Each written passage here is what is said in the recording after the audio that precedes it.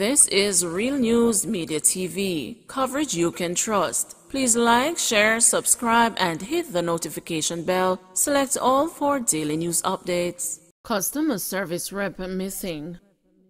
The police are seeking the public's assistance to locate a 27-year-old woman who has gone missing. They have reported that Rochelle Williams, a customer service representative from Edgewater in Portmore, St. Catherine, has not been seen since Friday. Williams has a brown complexion, a slim build, and is about 5 feet tall, the police said. They are asking anyone with information about Williams to call the Bridgeport Police at 876-988-2697 or call the emergency number 119. Anxiety in Morton over election scheduled for today. Failure to follow due process for nominations could result in today's anticipated runoff between Lamora Dillon and the incumbent Colonel Wally Sterling of the Morton Maroons being declared null and void in the Maroon village located in the Upper Rio Grande Valley of eastern Portland.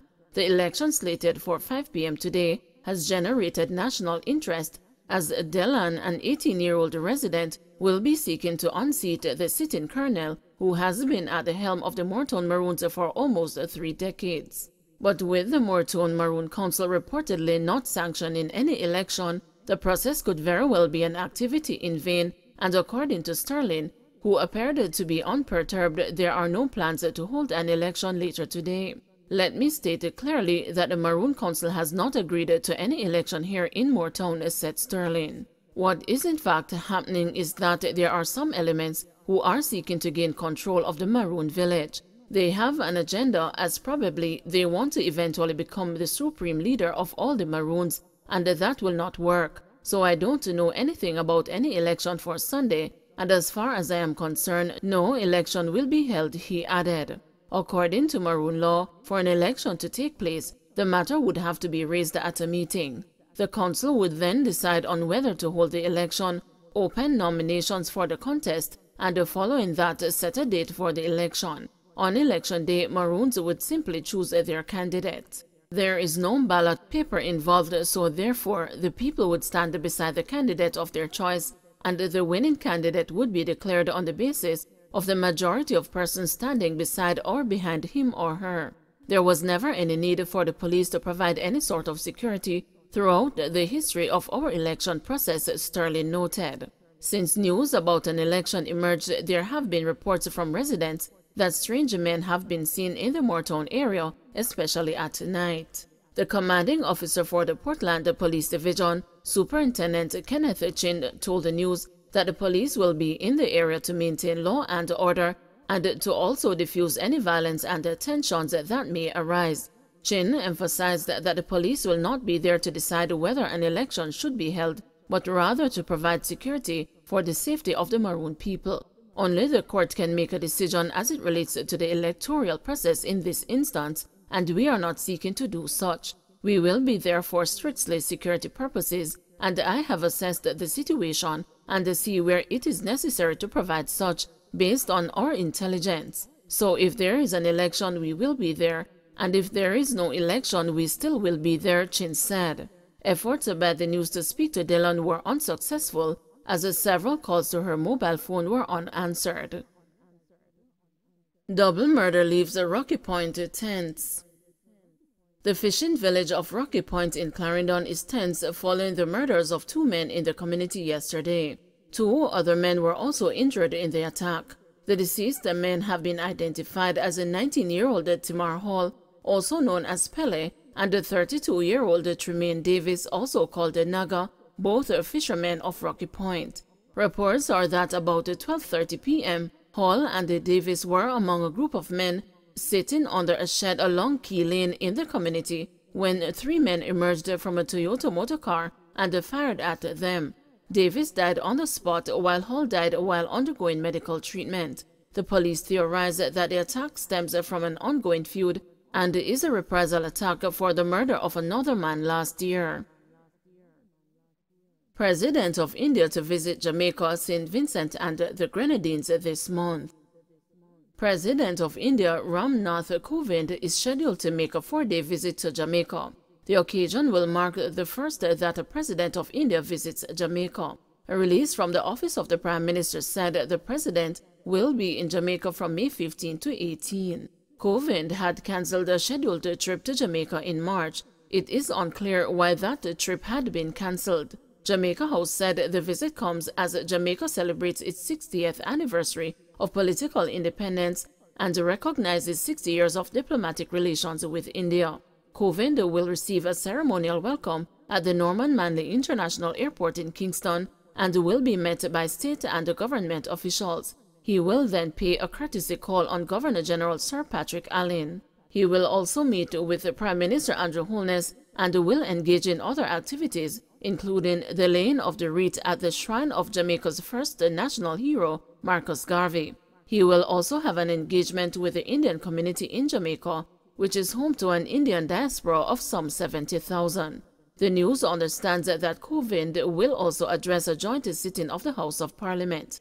The Prime Minister of India will leave Jamaica on May 18 for another Caribbean community sister state, St. Vincent and the Grenadines, where he will visit for another 4 days. He will hold talks with Governor-General Susan Dogan and also meet with Prime Minister Dr. Ralph Gonzalez. He will also address the House of Assembly. St. Vincent and the Grenadines also enjoy good diplomatic relations with India.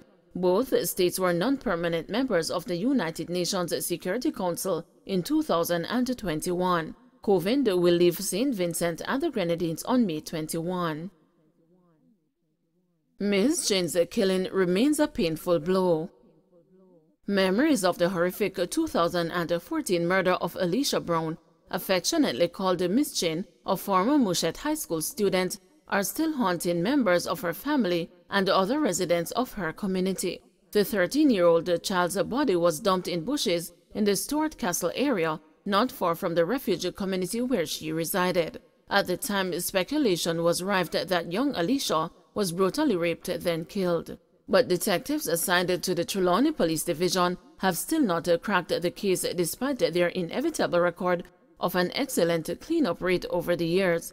Alicia, who was a grade 8 student, left home about 6 a.m. on Monday, September 29, 2014, to be on time for the morning shift at her school in Wakefield, Trelawney, about 14 miles away. But she did not arrive. Her lifeless body was discovered 2 days later. The police reported that the body, which was found partially covered with a motor car bumper, was clad in her Mushet High School uniform with stab wounds to the neck and the chest, while the face was bashed in by what appeared to be a stone.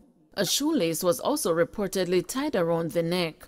The grisly find plunged the entire refuge community, which was established as one of the island's first free villages after the abolition of slavery, into a state of shock and mourning. Last week, Stacey and Douglas Scarlett, the distraught mother of the slain student, explained that the dreadful incident, which is indelibly etched in her memory, is forcefully intensified each year the anniversary of her killing or of her birth come around. It still haunts me. It doesn't go away, especially when it comes to the 10th of March, which is her birthday. I still have those painful memories and wonder what she would have been like today, what she would have accomplished, and especially when I see her peers, because she has peers in the community who celebrate birthdays close to hers. She even has a brother up to the top of the community who is her same age, and sometimes when I see him, I am heartbroken all over, she lamented. She revealed that her closest friend also has a daughter who is about Alicia's age. Consequently, she doesn't visit her friend's home anymore, as the sight of her daughter triggers memories of Alicia.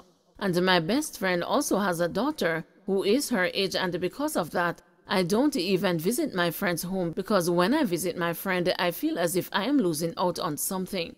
Douglas Scarlett's mother, Patricia Williams, who enjoyed a close relationship with Alicia, argued that the anguish stemming from the incident still lingers in her mind. We still feel the pain, we still have memories. When her brother passed to go to the high school, he said he didn't want to go to Mushet because he didn't want to remember too much about his sister. He is 14 now. She was that close to her brother, you would always see them together, the distraught grandmother bemoaned. It's going 8 years now since my granddaughter was killed. I don't even like to talk about it.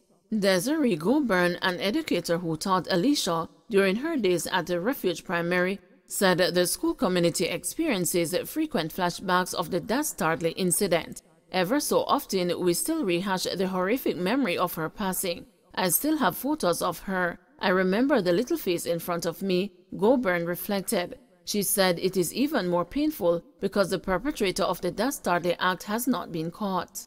And especially because the murder was not solved, we are still left with a bitter taste in our mouths because there is no closure, Goburn said. Similar sentiments were echoed by Alicia's mother.